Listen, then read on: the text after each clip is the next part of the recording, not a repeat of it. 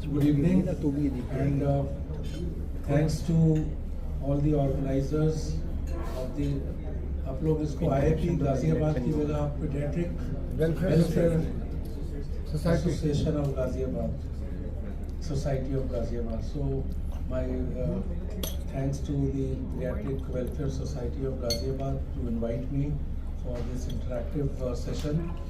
And I can see most of my known faces, friends here, and some new ones also.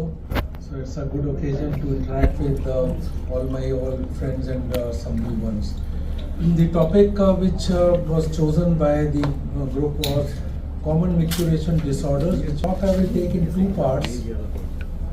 The first part would be on the common micturition problems, and second part would be on the enuresis. And after that, we will leave the house open for any questions or anything related to nephrology can be taken up. So just to recapitulate, before we talk of the problems in micturition, let us recapitulate what the normal bladder function is. If you see the top picture, this is the normal bladder where the bladder fills, and there are three components where the bladder control is achieved. One is the detrusor muscles, the other is the urethral sphincter, and then the pelvic muscles. So all these three components have to coordinate if the child has to pass or anybody has to pass urine or hold urine. These three components are important. When the bladder is almost half full or little less than that, there is the first sensation, that is number 2, where the sensation comes, but if the place is not commensurate and the time is not commensurate, oh, thank you. Thank you. Then at that point of time, the bladder is half full, the urination voluntary is inhibited until appropriate time is there, and the pelvic muscles and the sphincter will control that, and the detrusor also will get relaxed. So this is why all these three components involvement. Now the bladder is totally full and there is a normal desire to void, and at that point of time, the pelvic floor muscles will relax, the sphincter will also relax, and the detrusor will start contracting. So all these have to be in coordination, and when there is a problem कि detrusor contract कर रहा है लेकिन sphincter release नहीं कर रहा, pelvic muscle release नहीं कर रही, then problem will occur here. And if the other way around, that bladder is not contracting and these detrusor muscles are not contracting and sphincter suddenly gets loose, they will be dribbling. So all these three have to be in coordination if we want it a good flow of the urine from the bladder. So once we talk about the voiding dysfunctions, as an overview, there are three components. One is the neurological causes, which is suggested by the history and examination, and this is a lecture in itself about the neurological causes. Then are the anatomical causes, where there is a weak urinary stream, straining, and never normal voiding. Again, this is a very detailed topic. So what we will be talking today is the dysfunctional voiding, where the dysfunctional causes, where there is absence of neurological or anatomical lesions, and what we will talk about is the overactive bladder, daytime frequency, dysfunctional voiding, which is non-neurogenic, vagal incontinence, vaginal reflux, and then finally nocturnal enuresis. So briefly I will touch upon all these one by one. Now look at this. This is a 12-year-old boy with increased frequency of micturition. There is urgency, daytime incontinence, nighttime enuresis, and constipation. Look at the volumes in this child, how he is passing urine, how many times he has passed urine. He has got hard stools, constipation, he is wetting in daytime also, and he is having nocturnal enuresis also. And what is to be noticed here is that he is having 11 voids, all less than minimal expected bladder capacity of 175 ml. At this age, we expect that at least he should be able to hold 175 ml. But आप इसमें देखें कि छोटे छोटे volumes हो रहे हैं, which are less than 100, 80, 60, and he is going to pass urine, and 11 times he has passed urine during the day from morning to night. So what is this condition which you would be calling it as? आपके पास I'm sure इस तरह के बच्चे आते होंगे और ये problems होती हैं. तो इस कंडीशन को what we call is overactive bladder. This is overactive bladder. The bladder is anatomically normal in size, but has a small functional capacity and strong contractions. चाहे बच्चा तो वो होल्ड कर सकता है, लेकिन contractions होती हैं, rapidly होती हैं, and they are very forceful and strong contractions. So that is what we call as overactive bladder. So how do we manage this overactive bladder? First is voiding जो है इनको शुरू में हाफ एन पहले 1 घंटा रख रहा है, 1.5 घंटा रख रहा है, 2 घंटे रख रहे हैं, ग्रेजुअली इंक्रीज करिए duration between the voids. So we tell the parents and specially mother कि जैसे बच्चा कहता है कि मुझे यूरिन जाना है तो उसको किसी बात में लगाओ, थोड़ा सा बहलाओ या कुछ भी उसको बोलो कि अभी रुको बेटे, 15 मिनट वेट करा दिया अच्छा है, अगली बार आधा घंटा वेट करा दिया, अगली बार और थोड़ा वेट करा दिया, gradually increase the duration between the voids. Then increase fluids and avoidance of caffeine. Fluids increase करने हैं, caffeine है, citrus fruits है, carbonated drinks है, they are all stimulants and they have to be avoided. Kegels exercises जो हम gynae में देते थे, they are very very helpful in all these cases of जो देखेंगे आप maturation disorders में. और Kegels exercises कैसे कराएंगे?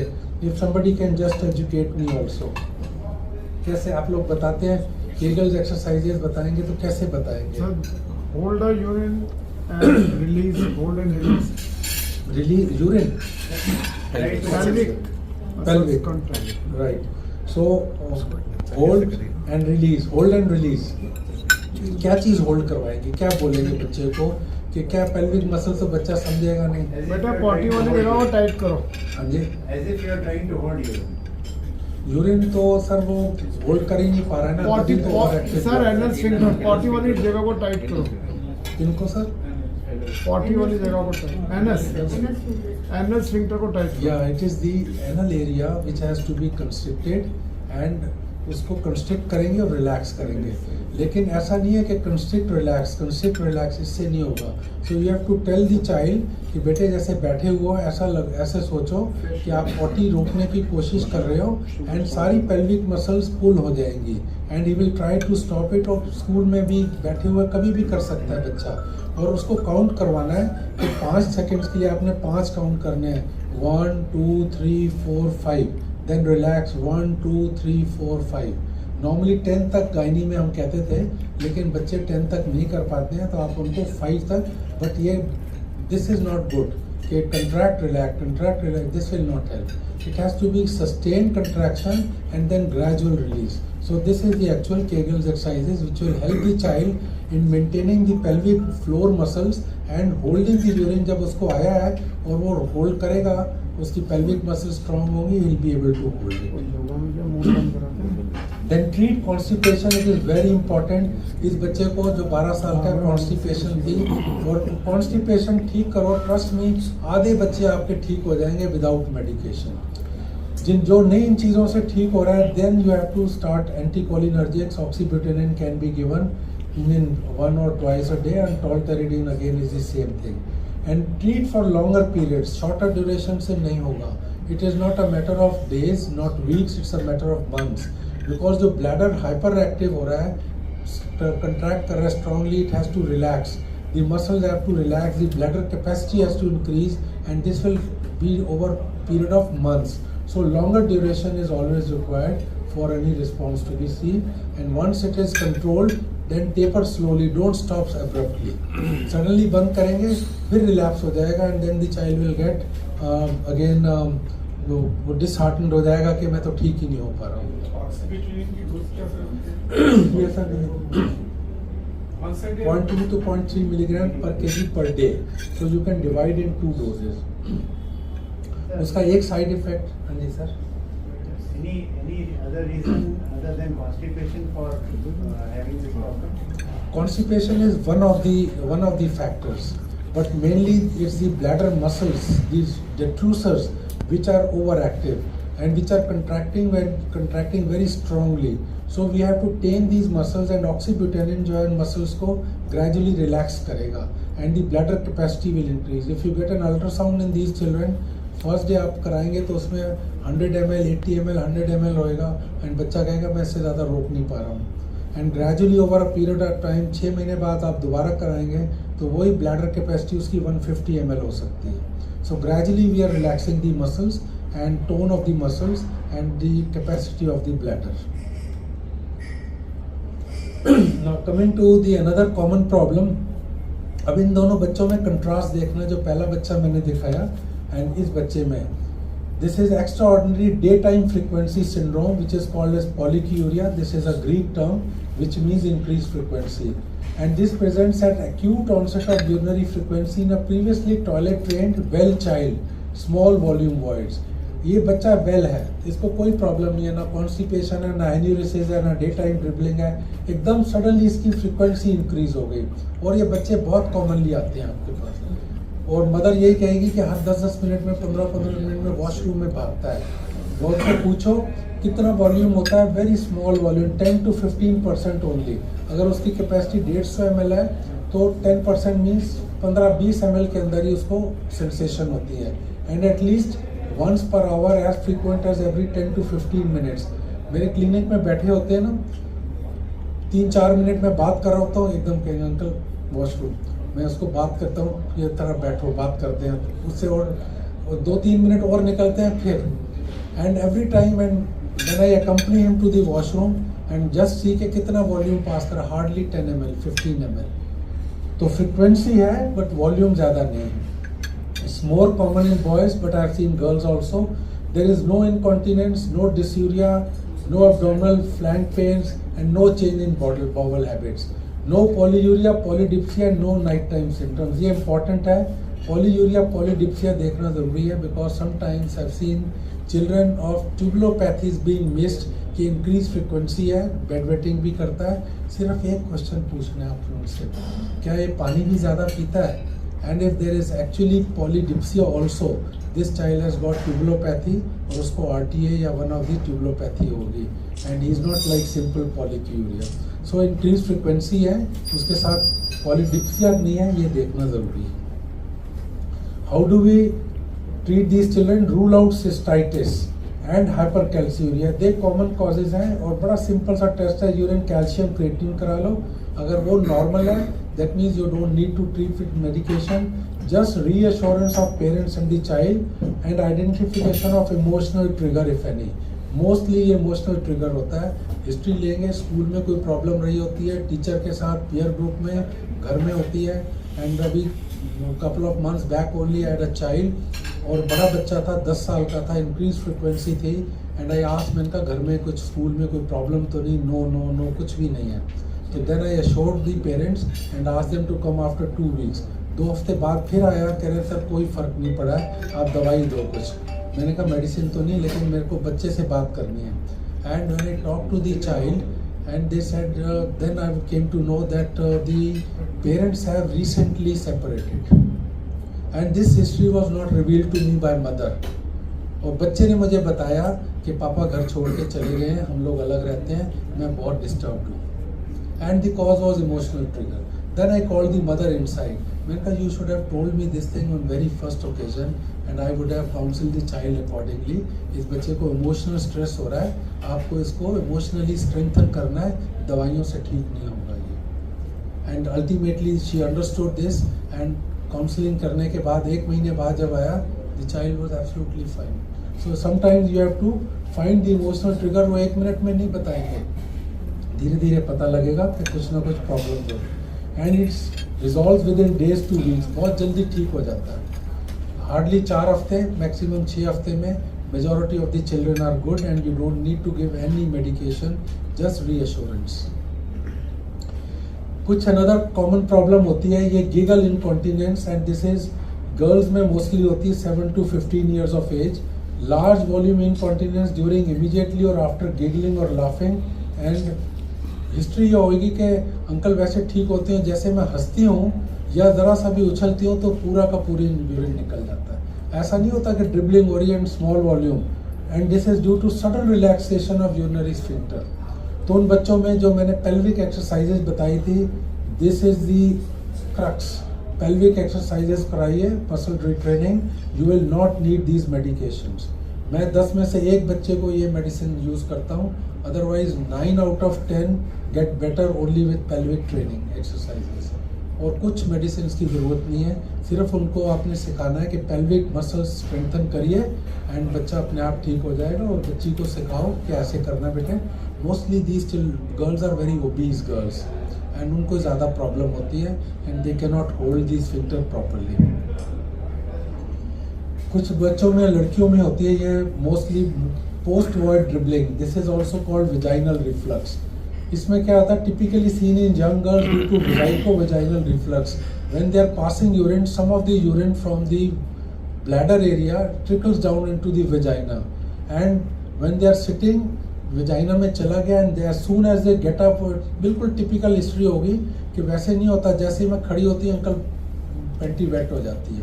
और होता क्या है उसमें, they tend to keep the legs adducted, जब बैठती हैं वो पॉट पे पूरा पेंटी नहीं उतारती हैं, लेग्स एडक्टेड होती हैं, लेबिया पूरा सेपरेटेड नहीं होता, स्फिंक्टर रिलैक्स नहीं होता and some of the urine trickles down into the vaginal area and that impedes the flow of the urine and as soon as the child gets up, the deflected urine which is pooled in the vagina comes down.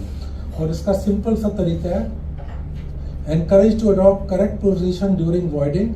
उनको ये बोलना है कि एक side से panty पूरी उतारो so that the legs can be adducted and adduction और एबडक्टेड एंड एडक्शन नहीं रहेगी and then they sit with the legs apart. और कुछ 20 बच्चियां जो होती हैं उनके लिए मैंने एक नया तरीका निकाला है कि जो पॉट पे बैठती हैं उल्टी बैठे, face towards the wall, towards the tank. Automatically when they are sitting towards the tank, legs उनकी ऑटोमेटिकली स्प्रेड हो जाएंगी and they will not have problem and you don't need to do anything, just teach them how to do it and they will get better.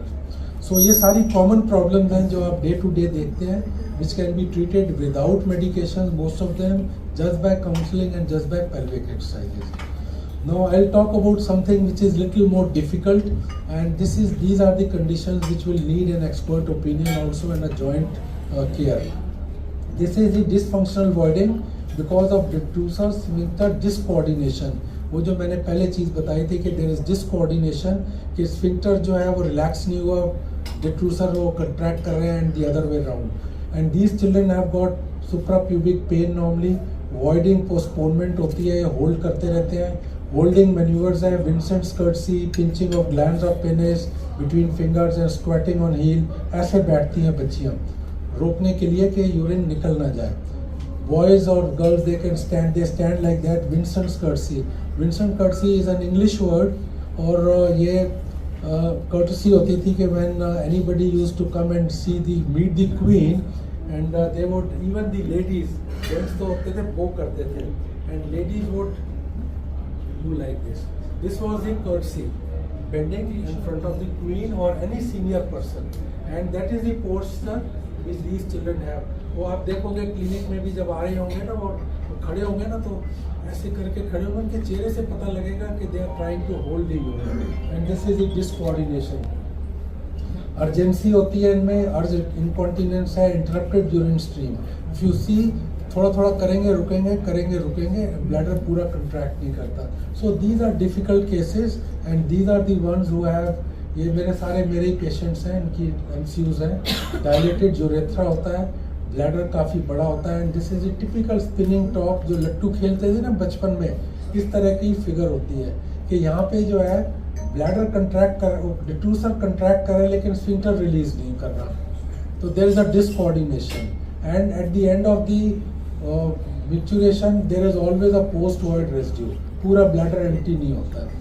So this discoordination leads to stagnation of the urine, and because of that these children have got multiple infections, UTI बहुत होता है, constipation होती है इन बच्चों को, and they require a referral with a specialist for complete evaluation, management of UTI, management of constipation.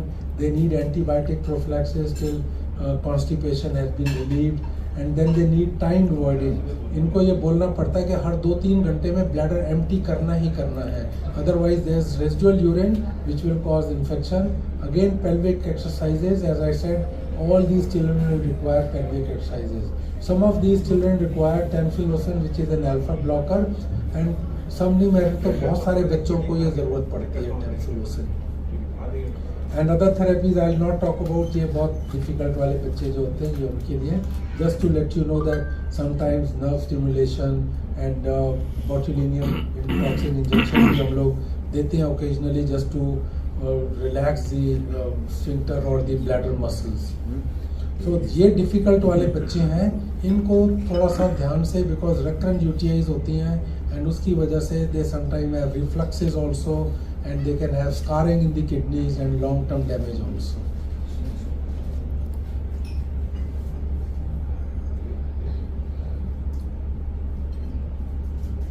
ये आगे की चिल्ड्रन की बात है।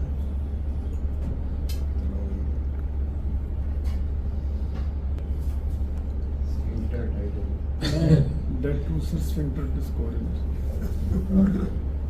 देखो भी कोई है इधर टेक्निकल वाला?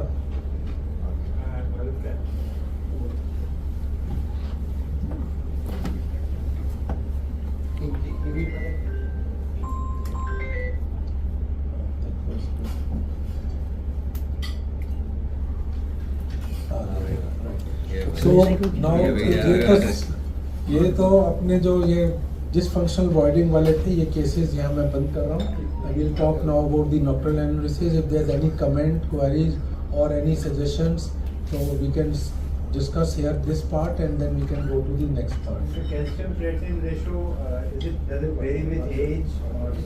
Sir, calcium creatinine ratio normal is 0.2 and more than that अगर लगता है then we should get a 24-hour urine calcium, and if it is more than 4 milligrams per kg per day of calcium excretion in 24-hour urine, then it is significant. But spot करा लीजिए और most of the times normal निकलेगा आपका। Anything more than 0.2 is? It is abnormal, but then you have to verify with the 24-hour urine if you need to give thiazides, क्योंकि उसका इलाज एक ही है कि thiazides देने पड़ते हैं which can increase the excretion. But before you embark on medication, confirm with a 24-hour urine. That's all. Then we can. हाँ जी sir. Sir, in the management of overactive bladder, you just buy the history, you start the treatment, or you go for urine routine, culture, or ultrasound, then after you start? करा लीजिए urine routine तो सबका ही कराना ही चाहिए to rule out infection, cystitis वगैरह है, infection है, वो तो आप रूल आउट कर लीजिए because these are simple things. And but over active bladder वाला बच्चे को कोई डिसयूरिया नहीं होगा, फीवर नहीं होगा, कोई और यूरिनरी सिम्टम्स नहीं है which are pointing towards the UTI. He will just have an increase frequency and that also small volume voids and multiple voids, and उसके साथ कॉन्स्टिपेशन 100% बच्चों में होगी। और दिन टाइम में भी मदर उनकी कहेगी कि ये स्कूल से आता है ना, इसकी पेंटी वेट होती है, ड्रिबलिंग हो जाती है उनको बच्चों को। तो इनमें अल्ट्रासाउंड केयूबी में कोई फाइंडिंग होगी? अल्ट्रासाउंड केयूबी में समटाइम्स ब्लैडर वॉल जो होती है थिकन्ड होती है विच इज़ मीनिंगलेस, बिकॉज उसमें हम लोग देख रहे हैं ना कि ओवर एक्टिव ब्लैडर है तो छोटा है ब्लैडर और ब्लैडर वॉल थिकन्ड होगी तो उसको हमने रिलैक्स करना है, ऑक्सीब्यूटेनिन से ही रिलैक्स होगा। सर विंटर्स में और रेनी सीजन में फ्रीक्वेंसी बहुत इंक्रीज कर जाती है generally. That is just because of diuresis, तो वो तो आप एसी में भी बैठे होंगे तो बढ़ जाएगी। That is because your sweating and extra losses are not there, so everything is concentrated into the kidneys, right. सो coming to the next topic, that is the nocturnal enuresis. So first thing is that majority of the children are dry during the day by 3 years and at night by 4 to 5 years.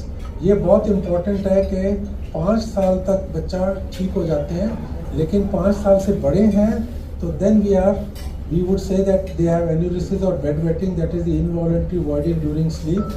But उसका condition ये है कि more than 2 wet nights per week in a child over 5 years of age. तो ये दो चीज़ें important है कि ऐसा नहीं है ओकेजनली हो गया तो उसको हम एन्यूरिसिस नहीं कहेंगे। 2 wet nights per week and at least child is over 5 years of age. It's a common condition affecting almost 10 to 15% children over 5 years and more common again in boys. Though a benign condition but psychological problems, emotional problems हो जाती हैं and they need management if the child is over 6 years. ये मैं इसलिए लिखता हूँ कि grand mother's हमेशा कहेंगी कि ये बच्चे तो करते रहते हैं, लेकिन उनको ये समझाना होता है कि यही बच्चा जो है मेरे पास 8, 9, 10 साल का बच्चा आता है ना, ट्रस्ट मी, वो बैठा होता है ना, सिर नहीं उठाता, आँख से आँख नहीं मिलाएगा आपसे, इतनी शर्म होगी उसको कि मैं बेड वेट करता हूँ और मुझे लेके आए हैं ट्रीटमेंट के लिए, then we have to encourage this and grandmother को समझाना पड़ता है कि ये नॉर्मल चीज़ नहीं है, बच्चे को ठीक करना ज़रूरी है, अदरवाइज ही में have psychological and scholastic problems होने लगती हैं, they start going back into the studies also. Etiology क्या है? Unclear. This is the first thing, but there are other postulated things. और इसमें one of the parent or other family member is usually traced to be aneuritic. अगर one parent aneuritic has 44% chances that the child will have aneurysm. If both are aneuritic, then 77% chances child will be aneuritic. यहाँ मैं बड़ी अच्छी आपको एक incident सुनाऊँ कि there was a 12-year-old child who had come for aneurysm. And the parents are very angry, कितना बड़ा हो गया है, मानता नहीं है, समझता नहीं है, डांटते भी है, पिटता भी है और सब कुछ सुनाते रहे, मैं सुनता रहा। उसके बाद then I asked them one question कि मैंने कहा आप दोनों में से किसी को बेड वेटिंग होती थी? तो दोनों एक दूसरे की शक्ल देखने लगे और बोले कि हाँ, मदर ने बोला मुझे भी होती थी, फादर ने बोला मुझे भी होती थी। मैंने कहा ये 77% चांसेस है पेरेंट्स से। बच्चा इतना खुश हुआ और वो कहता है कि ये तुम्हारी वजह से मेरे मेरी प्रॉब्लम नहीं है, ये तुम्हारी प्रॉब्लम है जो मेरे को आई है। So if both parents are enuretic the child will be, and then we have to tell the parents कि don't be angry, which is counter productive. Other postulated causes are maturational delay, sometimes emotional stress, deep sleep मैंने लिखा है लेकिन deep sleep cause होता नहीं है, I don't trust that. बहुत सारे बच्चे जो डीप स्लीप में जाते हैं बेड वेट नहीं करते हैं, बहुत सारे हैं जो बेड वेट करते हैं और डीप स्लीप में जाते हैं। सो ये डीप स्लीप जो है ना ये ठीक नहीं है। There is a reduce functional bladder capacity, छोटा ब्लैडर होता है तो ये वेट करेंगे। And this is the most important, lower nocturnal ADH secretions which causes polyuria. तो इस चीज़ को आप नोटिस करिए, polyuria, we will talk about it because this is very important in our patients. Sometimes infection, bacteriuria, food allergies, sleep apnea again is very important. Anatomical reason होते हैं। Sleep apnea में मैं आपको आगे बताऊंगा कि how sleep apnea can lead to nocturnal aneurysms. So let us talk about this 12-year-old boy brought by parents because the child wets his bed often at night. So what more information would you like to have as initial evaluation of the child? तो ये बच्चे आप सबके पास आते हैं तो मैं आपसे सीखना चाहता हूँ कि क्या क्वेश्चंस आप पूछते हैं पेरेंट्स को, बच्चे को, जिससे हमें आगे हेल्प करेगी। कुछ भी बताइएगा, एक एक कर कुछ भी बता। Since what age? Since what age? Right. And any emotional distress? Emotional हो गया। Any history of fever? Urinary infections, fever, other urinary infections. Parents, yeah, parental history. History of constipation, very important. So all these things are important, and again very important, as we said that यार इसमें कुछ problem है।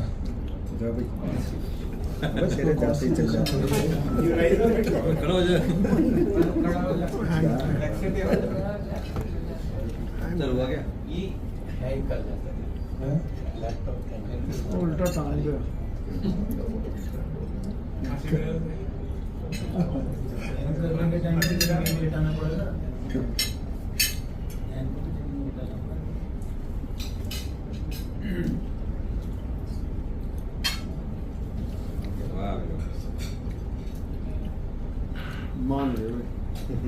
Right? So बाकी important चीज जो है we have to find out whether it is primary nocturnal aneurysm or secondary. Primary means nocturnal urinary control has never been achieved. This is very important कि बच्चा शुरू से ही बेड वेट कर रहा है या पहले ठीक था और अब करने लग गया।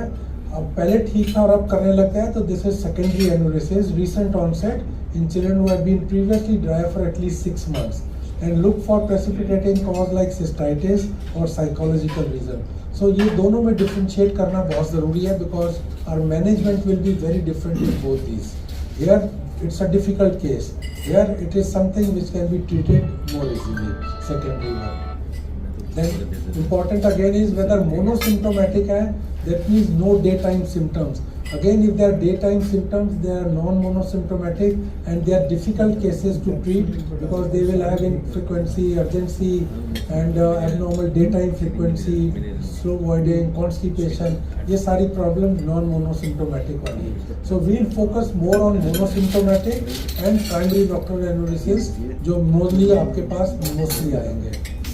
Other comorbid conditions, constipation, we have already talked. Sleep disorders, we'll just talk about. Obesity again, behavioral developmental ADH वाले बच्चे तो उनको छोड़ देते हैं हम अलग, because वो बेचारे तो ऐसी प्रॉब्लम्स होती हैं. But constipation ठीक हो सकता है, sleep disorder ठीक हो सकता है, obesity ठीक हो सकती है, ये comorbid conditions ठीक हो सकती हैं. So evaluation में whether the child has been dry earlier or not, if not more than 6 months से dry नहीं तो primary nocturnal enuresis and look for polyuria, polydipsia, weight loss. Again very important कि ये चीज़ें नहीं भूलनी है because they can be because of the diabetes, insipidus, mellitus, tubulopathies, chronic kidney disease और उसमें आपको polyuria के साथ polydipsia ज़रूर मिलेगा और weight loss मिलेगा. Daytime symptoms हैं कि नहीं, we have to ask. Constipation and other sleep disorders we have to ask. And adenotonsillar hypertrophy which can cause sleep disorders is very very important और इसका direct correlation है मैं आपको दिखाऊंगा with the secretions of ADH and that is how the ADH is low in these children and they can have nocturnal enuresis. Other things which should not be missed is looking at the other anatomical and neurological causes. External genitalia ज़रूर देख लीजिए. Phimosis, labial adhesions होते हैं sometimes which can again cause enuresis. And we have to look for urinary stream for any dribbling. So this is basically to look for an anatomical or neurological causes. Now primary monosymptomatic nocturnal enuresis investigations जो करने हैं very simple. Just get a 24-hour urine volume to see for polyuria day and night. सुबह 8 बजे से रात के 8 बजे तक कलेक्ट कराइए यूरिन. रात के 8 बजे से अगले दिन मॉर्निंग 8 बजे तक. And 2-3 times करना, सिर्फ one reading पे रिलाई नहीं करना. And if it is more than 4 to 5 ml per kg per hour 24 hours में, then we label it as polyuria. And polyuria का ट्रीटमेंट बताएंगे हम फिर आगे कैसे करना है हमको. यूरिन रूटीन एंड कल्चर ज़रूर करा लीजिए to rule out UTI. X-ray KU भी करा लें to rule out any bone stones and bone में कोई प्रॉब्लम तो नहीं है. अल्ट्रासाउंड KU भी area with pre-void volume and post-void residue. This is again important in these children. And if these are normal, no further test is required. आप देखोगे इसमें मैंने कहीं ब्लड टेस्ट नहीं लिखा है. कोई ब्लड टेस्ट की ज़रूरत नहीं है. Simple urine, ultrasound and KUB x-ray and volume ज़रूरी है to treat these children. Now coming to the management of nocturnal enuresis, the primary we are talking about. First we have already done the clinic assessment, frequency, volume and bladder volume diary बनानी है. उसी से हमें पता लगेगा polyuria है कि नहीं. Non-pharmacological treatments are education. We will talk about each of these things. Enuresis alarm. This is one of the best treatment. Enuresis alarm. Success rate is almost 70%. And this is the first line treatment in all these children apart from education and urotherapy. Then alternative therapy, I will not talk about acupuncture and all, we are not experts in these things. Then coming to the pharmacological, first line desmopressin, add-on anticholinergic, second line tricyclic, antidepressant, ibuprofen. So we will talk about all these things one by one. मैं अभी बात करते हैं sir alarm के बारे में. And combination of alarm plus desmopressin has got the higher success rate. So I'm giving you an overview here and then we'll discuss about all these things in little detail. So management में we know about comorbidities, we have to see. Adenotonsillectomy में we have seen that if the child is having adenoids involvement, typical history होगी कि ये बच्चा जो है सारा ही रात जो है बेड में घूमता रहता है. सिर एक साइड होता है, पैर एक साइड होते हैं और सारी रात परेशान होता है. ये he has got adenoids. Remove these adenoids and 50% of the children with enuresis will get better. So this has got a direct correlation with the secretions of ADH, and if we treat this part, we can treat half these children with just this. Constipation again is one thing which has to be seriously treated in these children. And concurrent management of ADH वगैरह वो बच्चे तो different होते हैं. But ये दो चीज़ें आप देख लीजिए कि इसको अगर बच्चे की हिस्ट्री है स्लीप एपनिया की या कॉन्स्टिपेशन है तो ये ठीक करो and most of these children will get better. Demystification, educating the child and parents about condition is very important. उसको normal bladder function and pathogenesis of enuresis बताइए क्यों हो रहा है ये, तो बच्चा समझ जाएगा कि कुछ प्रॉब्लम है जिसको मैं ठीक कर सकता हूँ। Informing the child that enuresis is common condition likely to effect other members. मैं उसको बोलता हूँ बच्चे को कि बेटे सिर्फ तुम्हें नहीं है क्लास में, और बच्चों को भी है। जैसे तुम्हें नहीं मालूम ना औरों के बारे में, उनको नहीं मालूम तुम्हारे बारे में, मेरे पास और भी बच्चे आते हैं आपके स्कूल से, मैं नाम नहीं लूँगा उनका, लेकिन और बच्चों को भी होता है, तुम अकेले नहीं हो। तो ही इज़ हैप्पी कि I am not a bad person and there are others also who have same problem. Help eliminate guilt and shame, ये बहुत इंपॉर्टेंट है। बच्चे इतने डरे हुए और इतने शेमफुल होते हैं कि बेचारे स्कूल में भी और घर में भी डांट भी खाते रहते हैं, पिटते भी रहते हैं। Let the child take control and tell him that there is effective treatment. बेटे ठीक हो जाएगा, मैं हूँ ना, बिल्कुल स्ट्रांगली बोलो कि मैं हूँ ना बेटे, मेरे पे भरोसा करो और ठीक हो जाओगे तुम। जैसे जैसे मैं बताऊँ आप फॉलो करते रहो and the child will follow your instructions. यार ये बार बार भरत तुम्हें बुलाता रहता है। से इसको यहाँ से ऑलरेडी काम कर यहाँ से करता हूँ मैं। सैलरी फिक्स करोगे। So urotherapy again is very important. First thing always void before bed time. बच्चे को बताना है कि बेड टाइम से पहले आपने सुसु करके आना है और उसके बाद बेड में जाओगे। Aim at one soft ball, constipation नहीं होनी चाहिए। फ्लूइड इनटेक जो है आप दीजिए कम से कम 2 लीटर्स ले to be consume throughout the day but restrict after evening. बच्चे को बोलो दिन में खूब पानी पियो, शाम के बाद कम कर दो, और no fluids 1 hour before bed time. Fluids का मीन्स पानी नहीं है। आप कहोगे ना बच्चे मदर को कि सर मैं बिल्कुल पानी नहीं पिला रही हूँ और दूध पिला रही हूँ, तो 90% तो वाटर हो गया दूध में। So we have to tell them कि नो, मैं स्ट्रिक्टली बोलता हूँ उसको दूध, जूस, पानी, शरबत, लस्सी, छाछ कुछ नहीं देना। आप सारी चीज़ें बोल दो ताकि उसको समझ आ जाए कि सिर्फ पानी नहीं, बाकी चीज़ें भी रिस्ट्रिक्ट करनी है। एंड उसके लिए मैं बच्चे से पूछता हूँ कि बेटे सोते कितने बजे हो? 10 बजे सोता हूँ। 8 बजे खाना खाओ, 9 बजे तक पानी पियो, 9 से 10 आपने कुछ भी लिक्विड्स नहीं लेने हैं। सुसु करके 10 बजे बेड में जाओगे। पेरेंट्स को बताते हैं कि आप थोड़ा लेट सोते हो, एक बार फिर उठा के बच्चे को कर दो, हेल्प करो, 2 घंटे बाद एक बार फिर करा दो। Second is recording of dry and wet nights with positive reinforcement. इसमें मैं एक चार्ट बनवाता हूँ जो बच्चा खुद बनाता है कि 1 हफ्ते का, 2 हफ्ते का डेट्स लिखो, और एक ग्रीन पेन उसको मैं देता हूँ। ये ग्रीन पेन से स्टार लगवाना है, तुमने नहीं लगाना, मम्मी ने लगाना है। जिस दिन आप बेड वेट नहीं करोगे मम्मी को बोलो ग्रीन स्टार देगी। 15 दिन बाद जब आओगे अगर आपके बहुत अच्छे स्टार्स हुए तो आपको कुछ गिफ्ट दिलवाएंगे। पेरेंट्स को बताते हैं जो चीज़ बच्चे को चाहिए, मांगता है, रिवॉर्ड की फॉर्म में दो इसको। खाने पीने की चीज़ नहीं, कोई बुक्स लेनी है, कुछ और एजुकेशनल चीज़ है, खेलने की चीज़ है, वो इसको दिलवाओ as a reward. Tea, coffee, cola are stimulant, avoid these. Emotional disorders ज़रूर देखिए कि कोई और प्रॉब्लम तो नहीं है। ट्रस्ट मी, डीमिस्टिफिकेशन एंड यूरोथेरेपी में समटाइम्स फीड द चाइल्ड। 15 दिन आप देखो, कई बच्चे उसमें से 10 में से 2-3 बच्चे आपके ठीक हो जाएंगे सिर्फ इन इंस्ट्रक्शन से।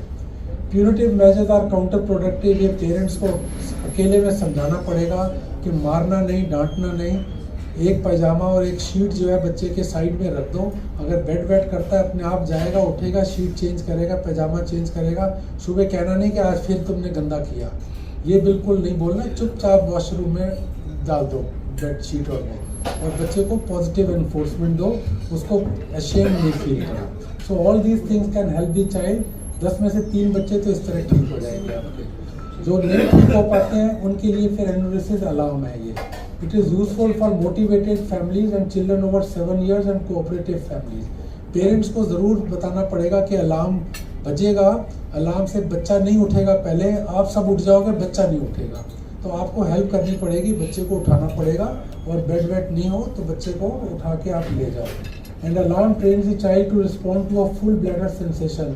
इसमें 2 तरह के आते हैं, बीपिंग है और वाइब्रेटिंग है, दोनों टाइप्स होते हैं। और उसमें this is the type of alarm, there is a ये अलार्म का सेंसर है and there is a probe है। The probe is put inside the panty and alarm जो है उसकी रिस्ट पे या अपर आर्म पे लगा देते हैं।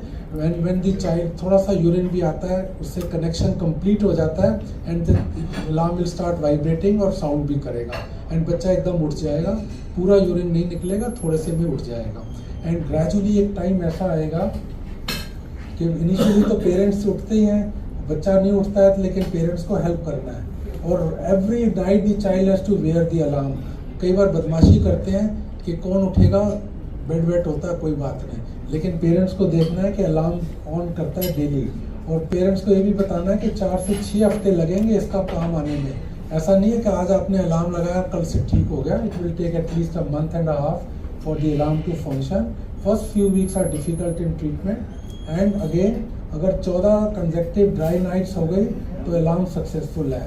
अगर 2 से 3 महीने तक कोई इफेक्ट नहीं आया तो अलार्म अनसक्सेसफुल है। तो दोनों चीज़ें आपने देखनी है कि अगर 3 महीने तक 2.5 महीने हो गए और बच्चे को बिल्कुल आराम नहीं आ रहा है तो अलार्म ठीक नहीं है। That means either there is poor compliance और इट इज़ नॉट इफेक्टिव। और अलार्म जो लगाते हैं हम हर रात को लगाना होता है एंड ये अलार्म्स आप पूछ रहे थे ना, अलार्म्स आजकल मिलते हैं 2 तरह के अलार्म्स हैं। एक तो शीट वाला होता है जो आपने बेड शीट के नीचे बिछा देते हैं, बेड शीट के ऊपर बिछा देते हैं और उसमें ज़रा सा भी यूरिन 2 ड्रॉप्स भी 1 ड्रॉप भी आएगा तो कनेक्शन होगा and the alarm will go of on. दूसरा होता है जो पेंटी के अंदर डालते हैं और प्रोब लगा के और अलार्म जो है आर्म पे लगा देते हैं, which is simpler and this is less expensive. ये करीबन 5000 रुपीज़ कॉस्ट करता है, अमेजोन पे मिल जाएगा। और दूसरे वाला करीबन 12000 कॉस्ट करता है अगर शीट वाला लगाना है। उसमें ये फ़ायदा होता है कि सम ऑफ दीज, एक बच्चा मेरे पास 10 साल का आया तो उसने कहा कि अंकल मेरे को ना बड़ी इरिटेशन होती है, प्रोब अंदर रखता हूँ मैं नहीं लगाऊंगा। तो फिर मैंने उनको सजेस्ट किया कि शीट वाला मंगा लो, तो 12000 का आया और उससे बच्चा खुश था कि अगर वेट होता है तो उठ जाता है। And this is typical Pavlov's response जो हम पढ़ते थे ना कि डॉग को फूड पहले सुंघाते हैं, फिर पहले दिखाते हैं, खिलाते हैं, दिखाते हैं, फिर उसकी स्मेल से ही ड्रूलिंग शुरू हो जाती है। So this is the conditioning the alarm does. और ऐसा होता है कि बच्चा खुद बताएगा कि पहले पूरी वेट हो जाती थी तब उठता था, फिर उसके बाद आधे में उठ जाता था, फिर क्वार्टर में, फिर एक टाइम आता है जब बच्चे को लगता है कि ब्लैडर फुल है, सेंसेशन आई, कंडीशनिंग हुई और बच्चा उठ के चला गया, अलार्म अभी बजा ही नहीं and the child has gone to the washroom. So this is the conditioning which occurs with this sort of an alarm. So we are conditioning the brain psychologically.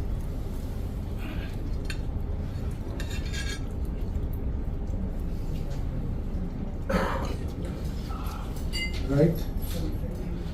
तो सक्सेस रेट जो है alarm का बहुत high है, 70% success rate हो जाता है इससे। एंड अगर बच्चे को 3 महीने 2 महीने हो गए अलार्म से फ़ायदा नहीं है या मोटिवेटेड फैमिली नहीं है और वो कह रही है कि सर इतना टाइम कौन वेस्ट करेगा, ये तो हमारी बस की नहीं है, then we have to start on drug therapy. And the first drug is desmopressin which is an analog of vasopressin, recommended when documented nocturnal polyuria is there. So here comes the role of polyuria. ये जो medicine है ADH secretions को बढ़ाती है and normally ADH secretions कम होती हैं, that is why the child wet the bed. And what is the function of ADH is to decrease the urine output. लेकिन अगर polyuria है ही नहीं then this medicine is not going to affect. 3 महीने आपने medicine दे दी, वो कहेंगे sir जैसे थे वैसे का वैसा है, क्योंकि उसको पॉलीयूरिया था ही नहीं और वो कहेंगे पैसा भी ख़राब किया, टाइम भी ख़राब किया और next doctor. So first see के पॉलीयूरिया है, only then this drug will act. और या alarm therapy alone has failed और alarm is not acceptable, then we use this medication. These medication are available in 2 forms. Oral tablets हैं strength 0.2 वाली, 2 hours before bed time देना है। एक melt tablets आती हैं which are to be given just before the bed time and इसमें different strengths हैं। And 1 hour before the bedtime, approximately normally I give it little earlier के bed time से थोड़ा सा पहले दे दो, एब्जॉर्ब हो जाती है, पानी लेने की ज़रूरत नहीं है। मेल्ट टैबलेट मेल्ट टैबलेट जो है नॉर्मली छोटे बच्चे जो है 6-7 साल वाले तो 60 माइक्रोग्राम, बट 60 से कुछ होता नहीं है सर, मिनिमम 120 माइक्रोग्राम वाली देनी पड़ती है। बिकॉज ये बच्चे नॉर्मली बड़े होते हैं, 8 साल 9 साल के हो जाते हैं ना, ओनली देन ये जागते हैं कि कोई प्रॉब्लम है, इससे पहले तो कोई बॉदर नहीं करते। तो 120 वाली आपको मिनिमम देनी पड़ती है। Sometimes I have to go to a higher strength.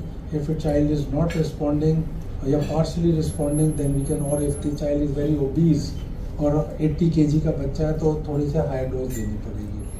Duration of treatment is minimum 3 months.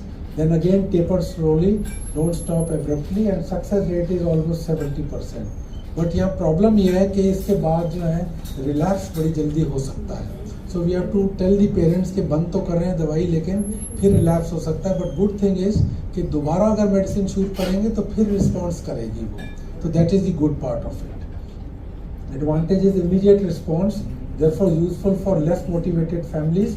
या शॉर्ट कोर्सेज, कई बार बच्चा if he is going to sleep out, camps में जा रहा है, स्कूल के ट्रिप्स हैं, कहीं फैमिली फंक्शन में जा रहा है और वहाँ उसको अलार्म नहीं लगाना है कि सबको पता लग जाएगा, तो शॉर्ट कोर्स हम में ट्रीटमेंट दे सकते हैं. Again word of caution, excessive fluids avoid करने, अदरवाइज हाइपोनेट्रीमिया हो सकता है. That is the reason. पहले स्प्रेज आते थे, डेस्मोप्रेसिन स्प्रेज आते थे विच वर वेरी ईजी. एक स्प्रे लिया, इधर लिया, इधर लिया and the child is good.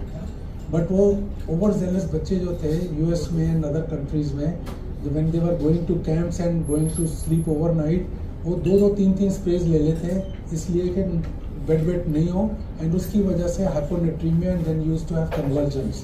सो जब मल्टीपल कन्वर्जेंस के केसेस आने लगे, दे स्टार्टेड सीइंग कि हाइपोनेट्रीमिया हो रहा है. क्यों हो रहा है? Because they are over zealous and they are taking over doses of it. So it has been totally stopped now. Instead of taming the child and the parents, वहाँ बच्चे मानते नहीं हैं, पेरेंट्स का कोई कंट्रोल नहीं होता है एंड पेरेंट्स डांट नहीं सकते, मार नहीं सकते हैं यहाँ की तरह.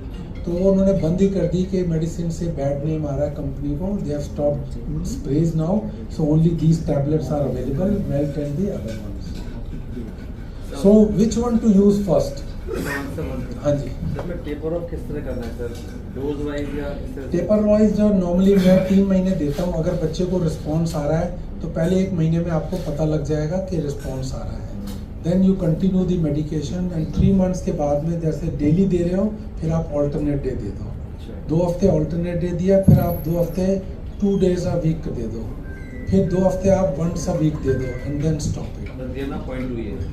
हाँ, डोज सेम रहेगी, only the duration will decrease. So sometimes ये होता है कि which one first, the alarm first और the desmopressin first. So I would say whatever you choose, strategy is the family has completed avoiding diarrhea and there is a nocturnal polyuria is there. At that time if nocturnal polyuria is present, normal day frequency, voiding volume ठीक है, desmopressin is tried first. If urine output is normal and daytime frequency ज़्यादा है and small volumes है, then alarm is the first choice. If both alone are failing then we can change, interchange कि ये fail हो गया तो आप ये ट्राई कर लो, ये फेल हो गया तो ये ट्राई कर लो. और अगर दोनों से कॉम्बिनेशन से, sometimes we need combination of both these, कि अलार्म भी लगाओ, डेस्मोप्रेसिन भी दो, तो परसेंटेज ऑफ रिकवरी बेटर हो जाती है एंड रिस्पॉन्स बेटर हो जाता है. दूसरा ऑप्शन होता है कि strategy B means ask the family कि आप क्या करना चाहते हो, पहले मेडिसिन देना चाहते हो या अलार्म. अगर मोटिवेटेड फैमिली है तो वो कहेगी सर दवाई बाद में देंगे, पहले हम फिजिकल मेजर्स यूज़ कर लेते हैं, यूरोथेरेपी एंड साइकोलॉजिकल चीज़ें देख के अलार्म यूज़ करते हैं. तो अलार्म आप ट्राई करिए, mean the family chooses. And again the regardless of the strategy, अगर फैमिली ने ये चूज़ किया अलार्म और अलार्म से फ़ायदा हो गया तो ठीक है, अदरवाइज आप चेंज करके give the other offer, the other thing. And अगर मेडिसिन चूज़ किया है तो अलार्म आप दे सकते हैं. And if both fails as monotherapy, then you can give a combination of both, which will be more successful and a better response will be there. Right? So I'll end my talk here, and the bladder is very happy now. So this is my helpline, and mostly numbers होगा, आप इसका photo भी ले सकते हैं. 24/7 मेरा phone कभी भी ऑफ नहीं होता है. आपको 1 बजे भी अगर आपको प्रॉब्लम होगी ना कोई रीनल पेशेंट की, आप कॉल करेंगे तो मैं उठ के आपको हेल्प करूंगा और जवाब दूंगा मैं. So you can take this number and any number of times you can ask me. No hesitation at all. Did you ever see any patient we did not respond to both the strategies? Sir बहुत कम होते हैं ऐसे कि बहुत strategies में नहीं करे. इसका मतलब या तो कंप्लायंस पुअर है या फिर उसको प्रॉब्लम ही कुछ हो रहा है. एनाटॉमिकल प्रॉब्लम है या न्यूरोलॉजिकल प्रॉब्लम है। There we have to find out कि ये सिंपल एनालिसिस वाली नहीं है, इसको कुछ एनाटॉमिकल या न्यूरोलॉजिकल प्रॉब्लम हो सकती है। एंड इसलिए मैंने कहा था कि बैक हमेशा एग्जामिन करें। I remember a child who was almost about 7-8 year 9 year था एंड बेड वेटिंग कर रहा था बच्चा। एंड मैंने जब एग्जामिन किया उसको एज यूजुअल एब्डोमेन भी देखा, बैक भी देखा, तो उस पर स्कार था। तो मैंने कहा ये क्या हुआ है? तो उन्होंने कहा इस बच्चे को मेनिंगोमाइलोसील था, 2 साल पे ऑपरेट हुआ था और उसके बाद इस बच्चे को ये एन्यूरिसिस हुआ है। तो मैंने कहा आपने पहले डॉक्टर को बताया? कह रही सर किसी ने पूछा ही नहीं कभी। So sometimes unless we ask, the parents don't know the importance of correlating कि इसको न्यूरोलॉजिकल प्रॉब्लम है। मैंने कहा ये बच्चा दवाइयाँ ले रहा है, मिनीरिन ले रहा है, 4 महीने हो गए और कह रही है कि सर कोई फर्क नहीं पड़ रहा। मैंने कहा बिल्कुल नहीं फर्क पड़ेगा, इसकी प्रॉब्लम डिफरेंट है। Sir, another. In last 30 years of practice, I have seen 2 or 3 complaints. Of course, I had never treated them. They said the boy or the girl is going to get married in a period of say 1 to 2 months or 3 months, getting married. But there is a problem of bedwetting, nocturnal aneurysm they said. So I referred where they did go, I don't know. But what can be the cause in sir होता है and they have seen even in adults, Yes. 1% of the adults also can have। और उन्होंने study किया था कि army वाले जो हैं, आर्मी की स्टडी किया था कैंप्स में भी, कि वहाँ पे भी 1% एडल्ट्स को even in army also there is enuresis की प्रॉब्लम होती है which can not be sorted out, which does not have any neurological और anatomical problem and medications do not work on this.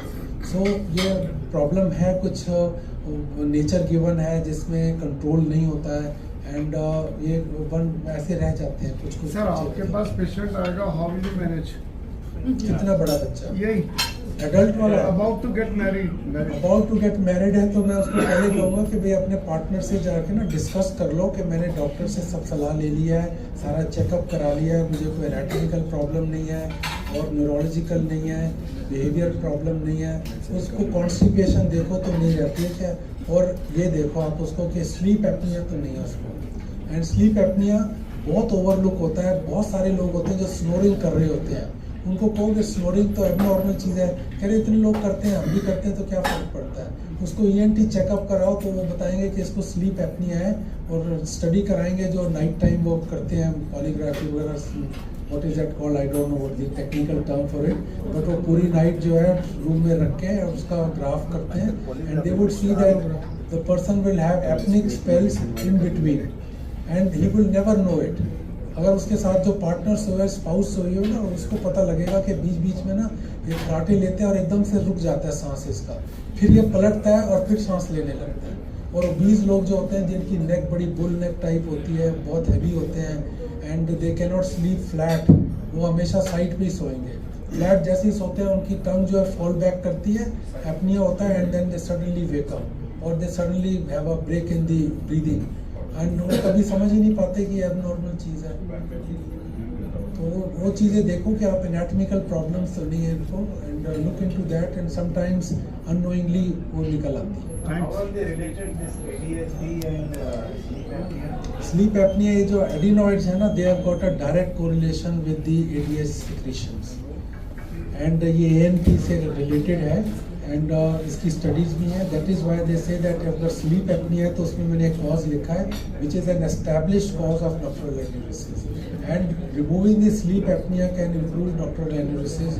So there is a direct correlation and that is why we say that this is a treatable cause which can be very easily treated and 50% of the children can get better. Do we have any blood test to quantify the ADH production?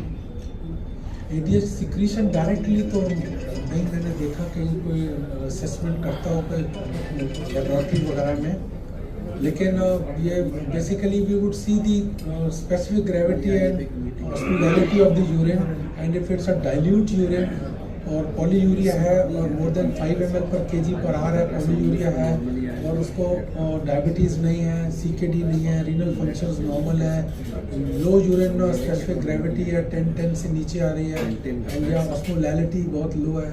So these are the factors which would see that the child is passing dilute urine and there is an ADH secretion is less. What I'm saying is like we have tests for all the hormones.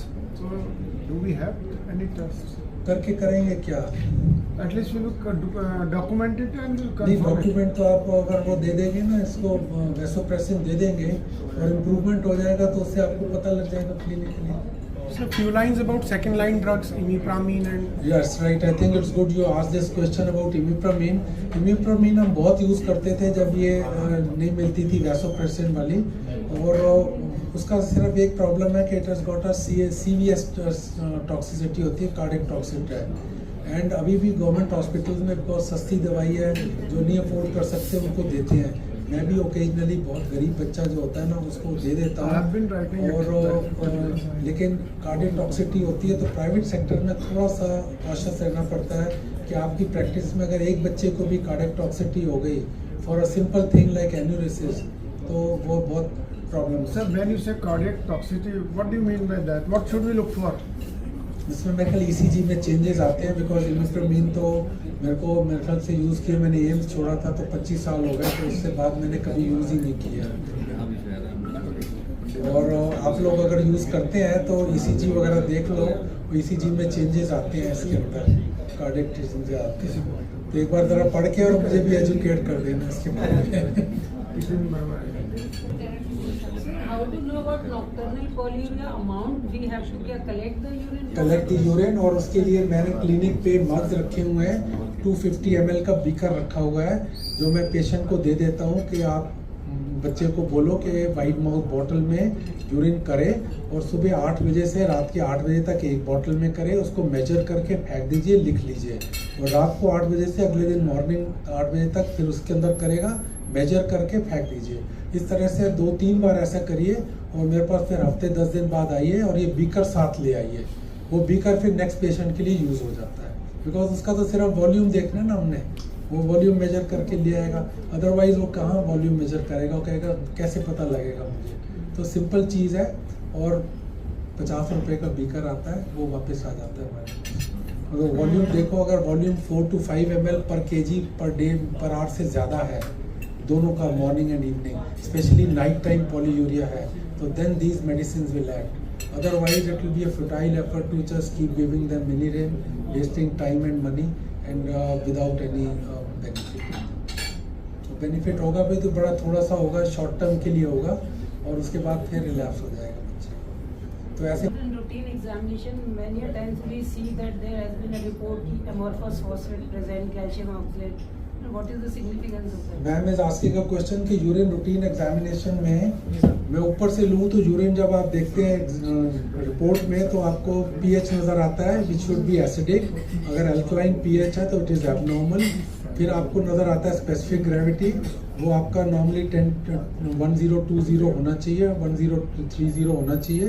अगर कम है 1010 है तो इसमें लो है.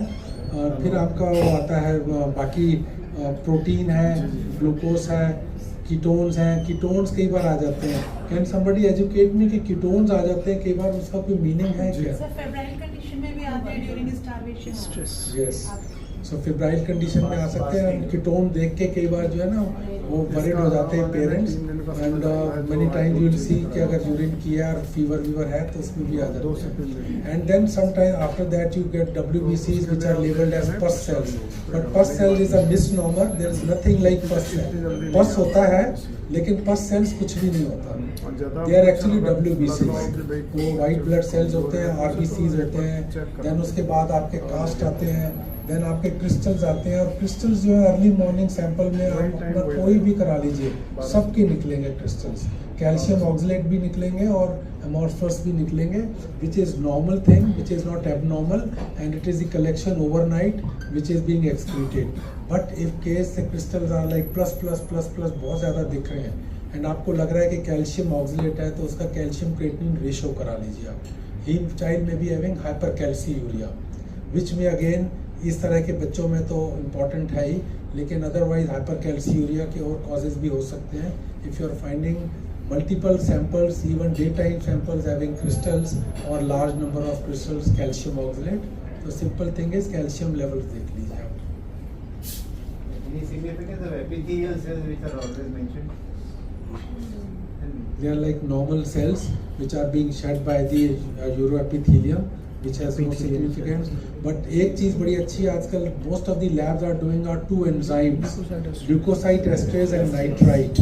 And अब मैं तो UTI पे टॉप नहीं लिया, but जो नई गाइडलाइंस हमने बनाई है UTI की, उसमें when we send the urine routine examination, we are not concentrating on the pyuria or WBCs.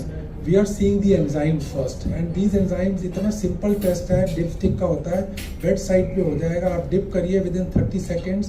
अगर leukocyte esterase and nitrite दोनों पॉजिटिव हैं तो 98% possibility that you are dealing with UTI. Culture भेजिए उस बच्चे का और एंटीबायोटिक शुरू कर दीजिए.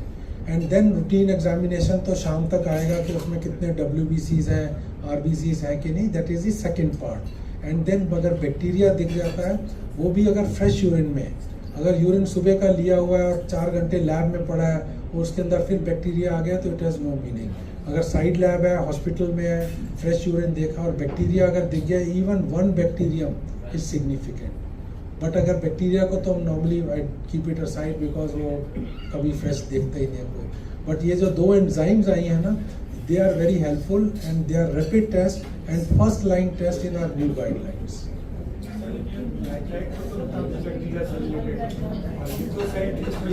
Leukocyte WBCs. उसमें WBCs को होने में एटलीस्ट 3-4 आवर्स चाहिए होते हैं to release that enzyme leukocyte esterase. इसलिए अर्ली मॉर्निंग सैंपल हम प्रेफर करते हैं because it's an overnight sample. अगर WBCs हैं तो एंजाइम रिलीज होगी. अगर बच्चा डे टाइम में फ्रीक्वेंट यूरिन कर रहा है और आपने यूरिन भेज दिया तो उसमें अगर WBCs हैं भी तो एंजाइम रिलीज नहीं होगी, पता नहीं लगेगा. सो एटलीस्ट 4 आवर्स का गैप दें, 3 to 4 आवर्स. उसके बाद एंजाइम देखिए अगर ब्लैडर के अंदर यूरिन इतनी देर रुका हुआ है तो. इसलिए overnight sample is better always. And again, now that we are talking about urine, another important thing is sending the urine sample for culture. Culture के लिए whenever we send, please spend 30 seconds with the mother to explain how to collect the culture. Wash the genitals with plain water, simple water, no soap, no antiseptics should be used. And then midstream urine is to be taken after cleaning. और उसका बड़ा simple तरीका है कि अगर छोटा baby है तो मैंने तो सॉफ्ट टॉय रखा हुआ क्लिनिक में, मैं उनको डेमोस्ट्रेट करके दिखाता हूँ कि बेबी को ऐसे पकड़ लीजिए लेग से और ऊपर से वॉश करिए, पानी डाल दीजिए नीचे, and then immediately as soon as you put the water the child में पास यूरिन, एक आदमी बॉटल लेके तैयार रहे. और दूसरा तरीका है कि उसके ब्लैडर के ऊपर आप रैपिड टैप करिए which is we call as fast we. टक टक टक टक टक टक टक टक आपने टैप किया और नीचे से उसके जो बैक है उसको थोड़ा सा रब किया, immediately the child will start passing urine. Third thing which I have devised is कि एक छोटा स्वैब लेके फ्रिज में रख दें, वो कोल्ड हो जाएगा और ब्लैडर के ऊपर जैसे आप रखेंगे ब्लैडर एकदम कंट्रैक्ट करता है and the child will start passing urine. So this is cold sponge is very, पानी नहीं डालना, ठंडा पानी डालेंगे तो वो नीचे यूरिन में मिक्स होगा और उसमें कंटेमिनेशन होगा. Just keep a cold sponge on the bladder and that can. और बड़ा बच्चा अगर है and you can void on command तो क्लीन करके एंड मिड स्ट्रीम यूरिन आप ले सकते हैं. और बहुत ही छोटे बेबीज हैं, कई बार नर्सरीज में आते हैं, सुप्रा प्यूबिक या कैथेटर सैंपल फिर हम लोग ले लेते हैं. So spending 30 seconds is very important, otherwise false positive reports आएंगी, अननेसेसरली एंटीबायोटिक्स जाएंगी वन आफ्टर द अदर. और जो यूरो बैग लगाते हैं ना, uro bag is not good for culture, only for routine के लिए आपने लगाना है, वॉल्यूम देखना है और रूटीन एग्जामिनेशन के लिए तो ठीक है. अगर कल्चर उसमें आप किसी ने करा लिया और पॉजिटिव आया तो उस रिपोर्ट को लेके क्रश करके डस्टबिन में डाल दीजिए पेरेंट्स के सामने कि ये यूजलेस है, इसको बिल्कुल देखना नहीं.